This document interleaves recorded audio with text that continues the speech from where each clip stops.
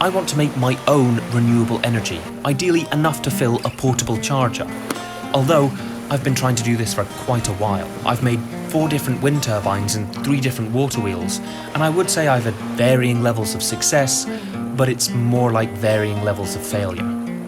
For example, with the water wheel, I could never make a gearbox that actually worked, whether it's a pulley system that's too loose and kept on slipping, or too tight and breaks. But then I got a comment.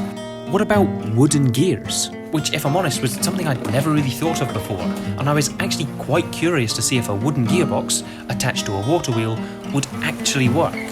And thankfully this technology that predates the fall of the Roman Empire does have a website, which, if you give it a couple gear ratios, will just spit out a template. Which is then simply smeared over my favoured choice of lumber, plywood, which is suitably strong and suitably cheap. But you see, the last couple gearboxes I've made used a gear ratio of roughly 20:1, but I could always tell that there was more torque available. The water wheel never really struggled. And so this time I went with a rather ambitious gear ratio of 100:1, which requires 3 sets of 2 gears going from 5:1 to 5:1 to 4:1, all multiplied to get 100. Meaning this gearbox should be able to take the water wheel's rotation, which is maybe half an RPM at most, into something like 50 RPMs for the motor. But to accommodate this increase, the gears are going to have to be perfectly aligned, and I think even if one tooth is broken or slightly misaligned, it could break everything. And so to make sure that each tooth was appropriately spaced, I hammered in a specific point and used the correct diameter of drill bit to essentially create a ring of holes.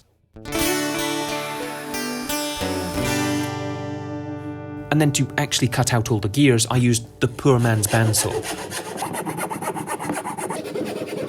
which did have its setbacks, but eventually I was able to get something that was relatively round.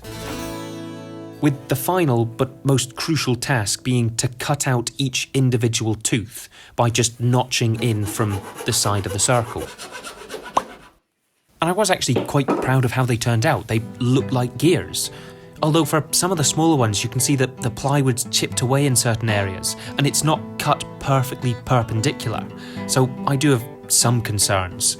And now you can kind of see the overall layout where, starting from the generator, each pair of large and small cogs are essentially stacked on top of each other.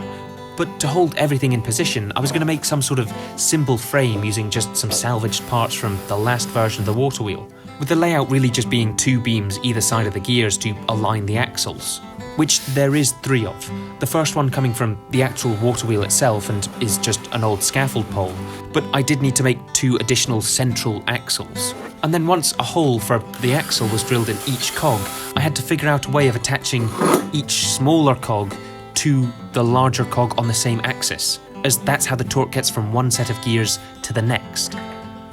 But really all of these things, the cutting the teeth, the making the frames, the adding the axles, all mean nothing if the gears aren't perfectly aligned. And so I had to go through the fairly precise process of laying out the gears and marking where they go, placing in the bearings, cutting the holes for the axles, securing the bearings in place, spacing out the correct distance, and then threading everything together. Which eventually left me with something that didn't really work at all. The spacing between the 2 gears just wasn't right. They kept on getting caught and it wouldn't spin. But after disassembling everything and making some ever so slight adjustments, the gears did look a lot better and they could spin quite nicely. And with some final tweaks here and there, I was able to get something that was almost seamless. Meaning this thing might actually have a chance of working, or at least more of a chance than I was giving it at the start. And so it kind of gave me the all clear to add the second set of gears, which, with a small addition of a spacer, was just whacked together, leaving me with what is essentially a functional wooden gearbox.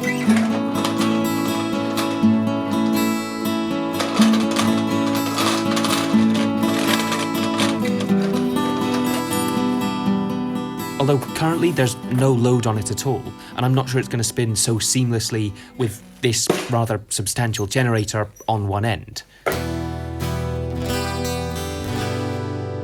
Connected simply through the wooden gear with a wooden adapter screwed on through sort of the internals of the generator.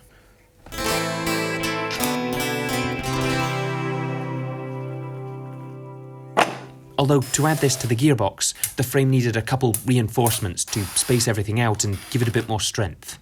Which, after now spinning the cogs by hand just briefly, it was needed. There's just so much more force that's required when a load is added, especially through all these gear ratios. And it was kind of around about this point that I realised 100 to 1 was probably going to be a bit too ambitious. Which was kind of confirmed when the cogs started breaking. You can see parts of the teeth actually separating during rotations. And so I did have to do some sort of makeshift repairs with some wood glue and some sawdust, making this sort of sticky mulch, which I don't think actually turned out that bad, as this wooden gearbox actually worked.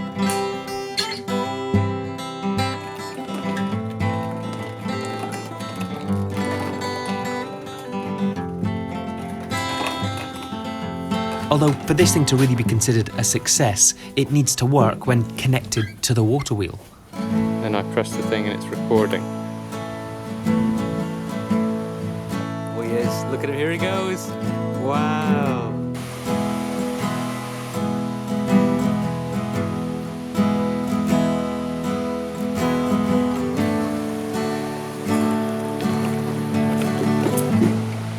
Although once I arrived at the river, I noticed two things.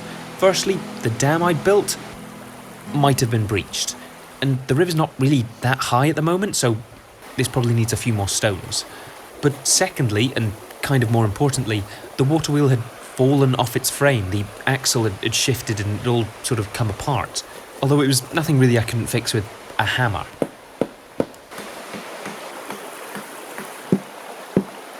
But once the water wheel was back to functioning, Hooray! The first thing I had to do to prepare it for the gearbox was add a cog to the central axle, which again only really required a hammer. And at this point, despite the fact it looks quite good, my attempts to use screws or friction fits to attach things to the axle have kind of been futile, as you can see that the water wheel's spinning, but the cog isn't. And so the relatively simple fix is to take the axle and drill bolts straight through whatever it is you're trying to attach, whether that's lateral caps, cogs, or the water wheel itself, which does need a couple more screws to transfer the force. But eventually this did work and everything should be rotating together, meaning I could add the gearbox.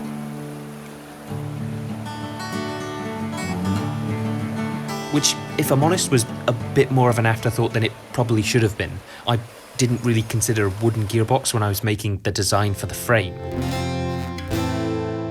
But after a lot of faith was put in just 2 screws, and the very fortunate coincidence that one of the spare foundations fit perfectly under the gearbox, everything was ready to see if a wooden gearbox could actually work.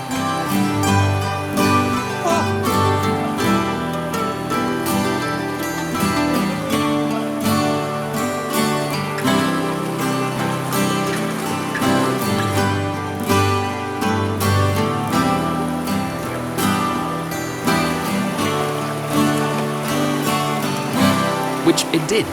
Uh-oh. For maybe 30 seconds, until something went wrong. Although, surprisingly, it wasn't anything to do with the gearbox. The metal bolt that secures the water wheel to the axle had sheared. However, one substantial bolt later, the water wheel and the gearbox was back to working.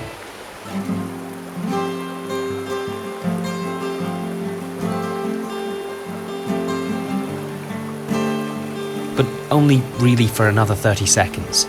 There seemed to be this sort of oscillatory transfer of power where the generator would only spin occasionally because the teeth on the cogs would just wear away.